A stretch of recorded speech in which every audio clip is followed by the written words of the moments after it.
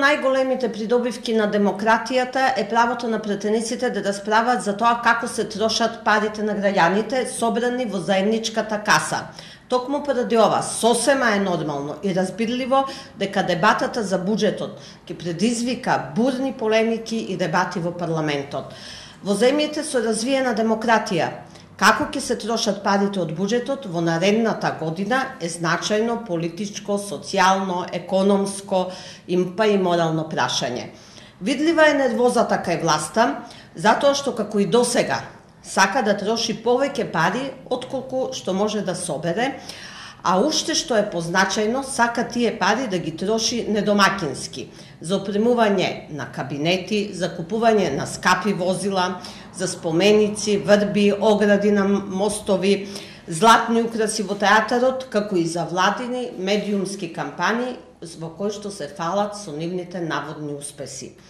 Поради незината намера, како и пред предвремените парламентарни избори пред 2 години, да се задолжи со нови 250 милиони евра, пари кои ќе ги стави во функција на предстојните локални избори во март, жестоко опозицијата и се спротистави на незиното самоволие, кое ја доведе во државата до целосен економски крах и сериозно се заканува да ја доведе до непосакуваното за никого грчко сценарио.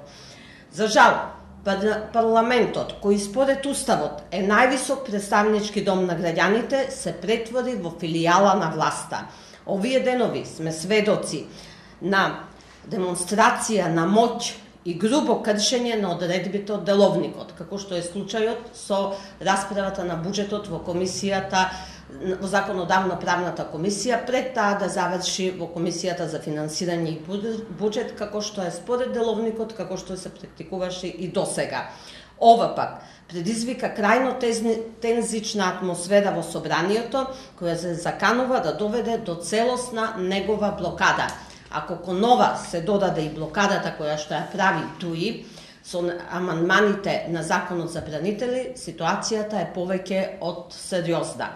Од друга страна пак, пред парламентот во режија на ВМРО ДПМН се одржуваат протести против опозицијата. Нешто што е својствено и веќе видено само во земјите со диктаторски режими, подготвени безмилосно да ги манипулираат своите граѓани.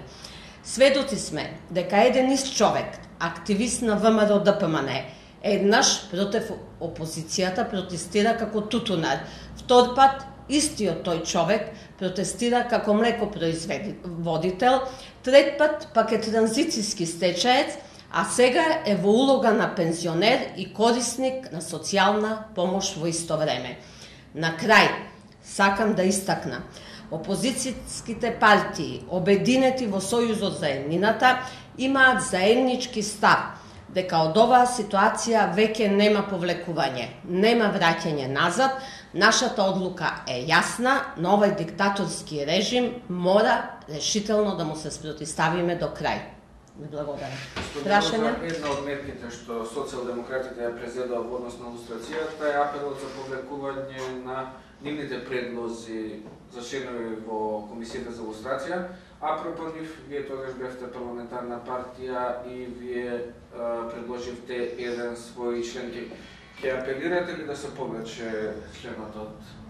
Значи, најголем број од мерките, меѓу кои оваа што вие ја споменавте, се до изградени ставови заеднички на средбата помеѓу лидерите на кои што влегуваат во Сојузот за еднината, вклучително и нашиот председател, господинот Андреј Жерновски. Што значи, ние ќе ја почитуваме таа одлука, затоа што заеднички сме ја донеле. Од друга страна пак, ние многу пати до сега сме го истакнале нашиот став во однос на законот за лустрација, кој што го изгуби своето значење за кое што беше донесен и наместо да биде орудие со кое што ќе бидат лустрирани или на некој начин ќе бидат пак од друга страна и обесправени оние што неправедно биле казнати во еден минат режим, кој што никој не го оправдува тоа однесување,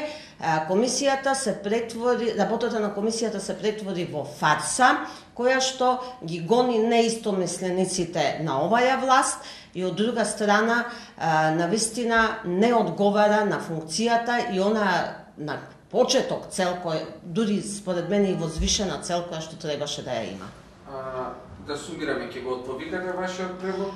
Значи, кажав дека ние ќе го почитуваме она што сме се договориле, тоа подразбира, значи дека ќе постапиме онака во согласност со договореното и по плекување на нашиот член од партијата, но утре и Венецијанската комисија ќе расправа, да го почекаме и ставот на Венецијанската комисија, но реков дека она што е договорено ние ќе го испочитуваме до крај.